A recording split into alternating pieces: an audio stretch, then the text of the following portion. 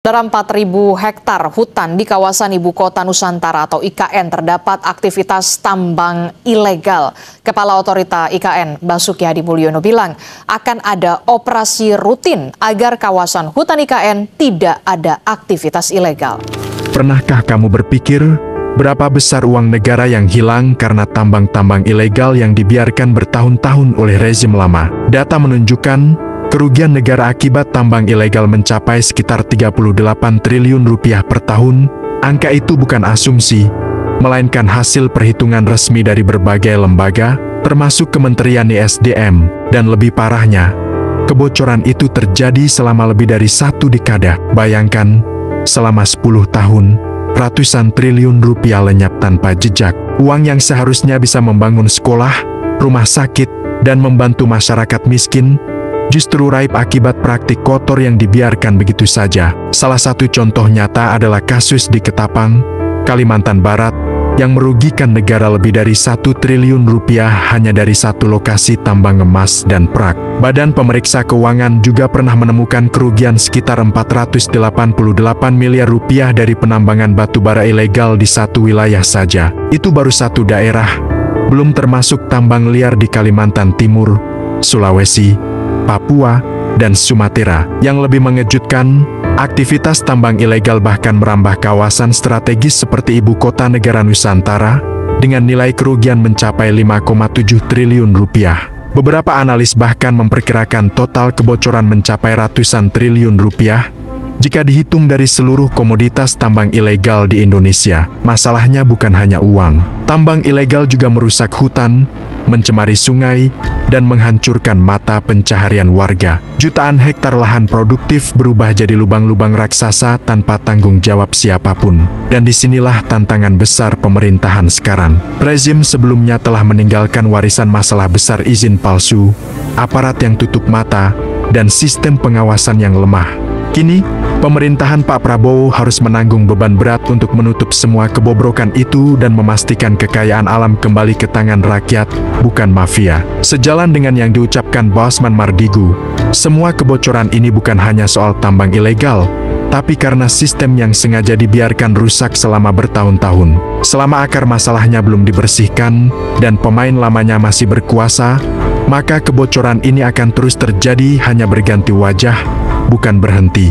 Karena itu, mari kita simak lebih dalam bagaimana tabir tambang ilegal mulai terbuka, dan bagaimana pemerintah baru berjuang menegakkan keadilan bagi bumi pertiwi. Sebab kalau tidak, negeri ini akan terus bocor bukan karena kurang sumber daya, tapi karena terlalu banyak yang menambang tanpa hati nurani.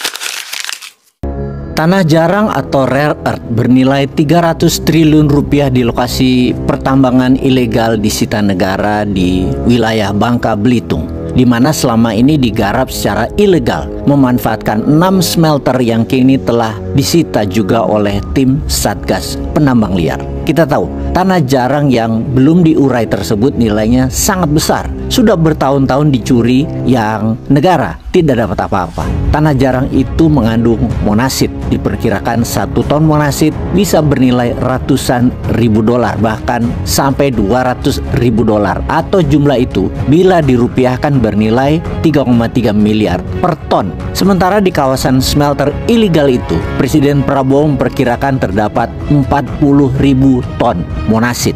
Dengan perhitungan tersebut, kata Presiden, dari 6 perusahaan ilegal yang disita itu, potensi kerugian negara ditaksir mencapai 300 triliun rupiah, termasuk di dalamnya itu monasit. Informasi ini memastikan satu hal lagi, bahwa Pak Presiden Prabowo pastinya mendengarkan, bahkan mengikuti informasi dari video Bosman. Jangan-jangan nih ya, mengapa kok pede banget Bosman mengatakan hal itu? Karena kita sudah teriak-teriak 8 tahun terakhir ini, menghujat, mengkritik, mengingatkan dengan keras, dengan kasar kepada pejabat rezim yang lama, tapi nggak bergeming, tetap dibiarkan para penambang ilegal tersebut nyolong.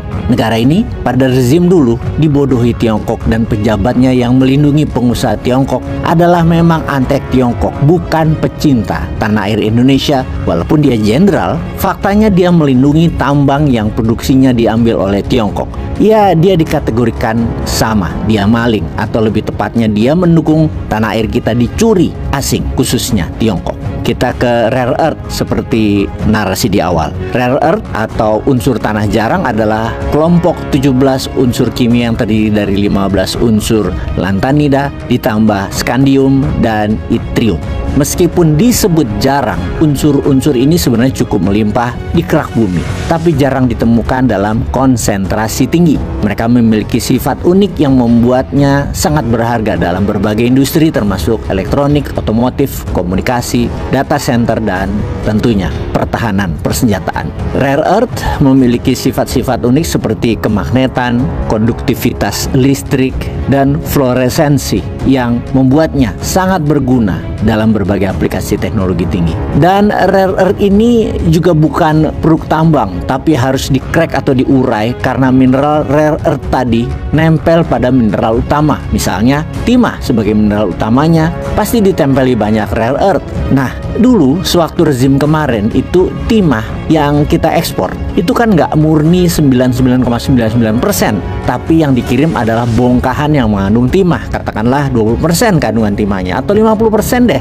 Yang sisanya adalah ada rare earth-nya. Rare earth tadi saking gobloknya pejabat dulu nggak dihitung. Bukan dihitung mineral kontennya kalau dagang, tapi hanya timahnya saja, alias rare earth-nya gratis nggak dibayar. Itu kegoblokan hakiki. Itulah jahatnya jenderal yang ngaku-ngaku sudah selesai sama dirinya. Dan itulah bodohnya pemimpin tertinggi yang mementingkan hanya berkuasa selamanya, nggak mementingkan rakyatnya. Hanya jabatan selamanya. Kombinasi dua pejabat inilah yang merusak sistem di Indonesia. Harta kita dicolong, mineral ikutan dari timah yang dibayar hanya timahnya saja sebagai mineral termurah jika dibandingkan dengan konten lainnya, yaitu logam tanah jarang. Betapa murkanya kita akan kegoblokan pejabat, walau sudah diingatkan ratusan kali, video-video pun sudah ditonton jutaan viewer, namun tetap pejabatnya nggak peduli. Bahkan akademisi pun dari kampus-kampus besar nggak mendukung narasi keras kita tersebut. Baru sekarang pas Pak Prabowo bergerak, menangkap, memenjarakan para penambang liar, baru para akademisi dan pejabat pada bunyi mendukung. Kemana aja lu, Cing? Pak Prabowo sadar kekuatan Indonesia ada di mineral. Inilah mineral road yang akan menggantikan zaman keemasannya spice road, jalur rempah menjadi jalur mineral. Dan Pak Prabowo menegaskan praktek semacam ini harus dihentikan. Tidak boleh ada lagi kerugian akibat dicuri tambang aset nasional tadi. Bisa dibayangkan kerugian negara dari 6 perusahaan ini saja sudah mencapai 300 triliun rupiah. Pastinya rakyat perlu menyampaikan apresiasi kepada aparat penegak hukum serta seluruh pihak yang terlibat dalam pembongkaran kasus tersebut. Langkah ini menunjukkan keseriusan pemerintah dalam memberantas penambang ilegal dan penyelundupan sumber daya alam. Indonesia bertekad membasmi penyelundupan, membasmi illegal mining, dan semua yang melanggar hukum. Untuk itu, gas Pak!